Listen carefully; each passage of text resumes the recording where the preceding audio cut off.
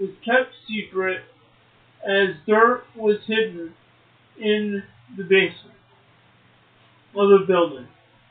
Beachfront bought for that purpose. The work went well, but just before they could complete their first line, the press got wind and it became public. Beach's team worked extra hard to finish the subway, and in grand style, they opened to the public on March 1st, 1870.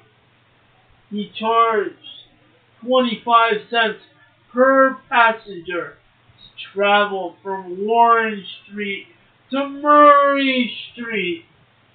It was a huge success, carrying over 400,000 passengers in its first year of operation. Could I ask you something? Were they using a fan to really blow people around down there? Or was it like a steam engine or something? Maybe there was a lot of gas. Yeah, that gets back to that other article and brings us full circle. No. I mean gas from the engine. Oh, I see. You're talking about as a fuel. Never mind. I was disoriented there. So now we're back on track, just like the subway was. Yes. Yeah, well, yes. I didn't realize the subway in New York went all the way back that far. That's pretty impressive. Unfortunately, Tweed was outraged and vetoed future extensions to the subway. Tweed was eventually imprisoned for his corruption. Well, glad to see someone going to jail at some point. I think the other guy pled guilty to his watch. Yes, well, he was already getting prosecuted for something, so flatulence was just insult to injury for that man. Permission was given to Beach to resume work, extending the subway, but unfortunately, his private investors were fast disappearing due to the beginnings of an economic crisis. Even back then, an economic crisis was going on. Well, it's not even back then. There's always been economic crises. I mean, think about it, going all the way back to Napoleon. There's always been stock market crashes and smash and grab operations. Don't get me started. I mean, that guy couldn't even build a subway because he couldn't get permission to do it.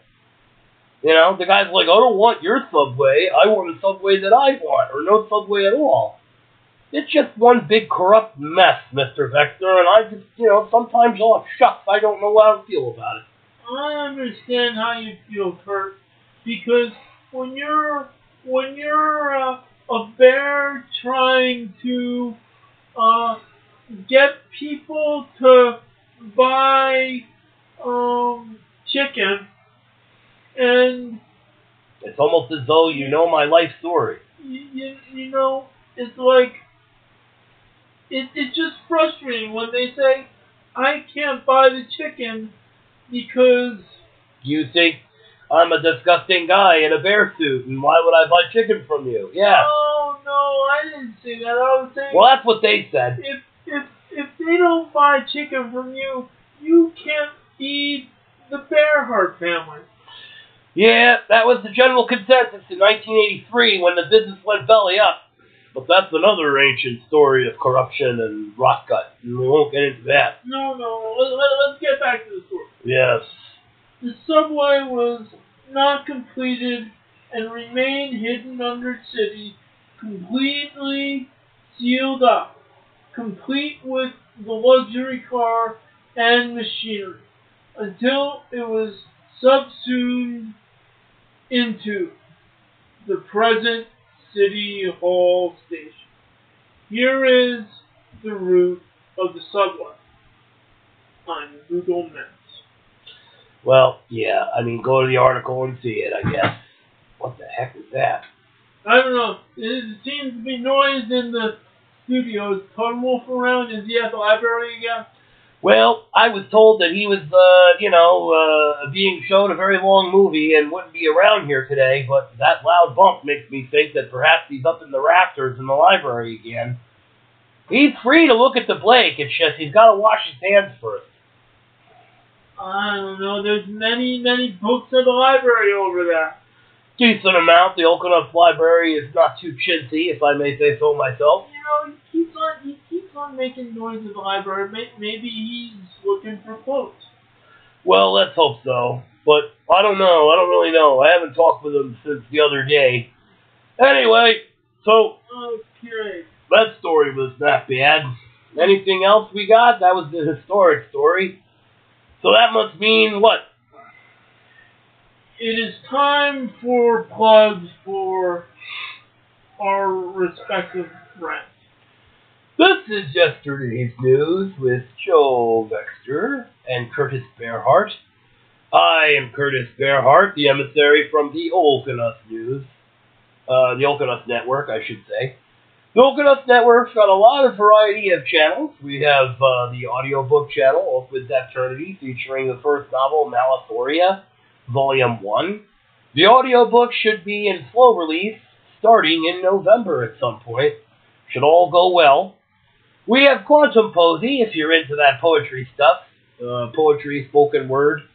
There's lots of books on Kindle by Richard Olkus about poetry. And then, of course, there is the show Temporality's Shadow, where Twilight Cricket, a friend of mine, reads into a spirit radio, and they record what comes out of the radio. Now, I've been listening to these recordings, and I must say that better not to listen at home alone, because they seem kind of creepy. I don't really know what's going on. There's supposedly something called, quote-unquote, vocal anomalies in the recording. Oh, man, I mean, I heard them, and I wasn't sure what to make of them. It's a mystery. Now, go to Temporality's Shadow if you're interested in that sort of paranormal investigation. The Oakenus Network's got a little piece for everybody, you know, audiobooks, poetry, spoken word, paranormal investigations, talk. The Oakenus Network. A creative baptism for every day. Check it out on Spreaker.com, kids. I am Joe Vexter, Race Reporter. I am here to plug stuff from Joseph Uvalde books on audio. Yeah, well, let's hear them. And it is his book from the Money Learning the Basics series. He has 4 books. One on going broke, learning how from financial mistakes. He has an audiobook on saving, on budgeting, and a little bit on retirement. Joseph Uvalde went through the period where he was interested in this stuff, but he's just starting to learn to apply this stuff right now. So, very good. Well, look, I mean, we all go through different seasons in life. Joseph Uvalde's been through his seasons, so... That's why he wrote season 4. Yes, well, I've heard about that, and I was almost trying to emphasize it for a minute there. Well, that's good. So, You did a good job, sir. Yeah, of course. Well, so did you, Mr. Vector. I was very, very honored and satisfied to work with you in this professional way. Thank you. Yes. Bing, telepathy. Yes. Okay, so... He pays you with nachos. Yeah, and the occasional cheeseburger. And, I'm going to ready my blowgun, because I'm going to have to bring down Totem Wolf. I think I see him up on the top shelf over there. So, before he hurts himself or someone else. Hi, Totem Wolf. How are you? I forgive you. I understand what you were doing before. It's okay. Nah, he's just over there reading something. I mean, I don't even think he can hear you. But the point is he's safe and sound. We got him.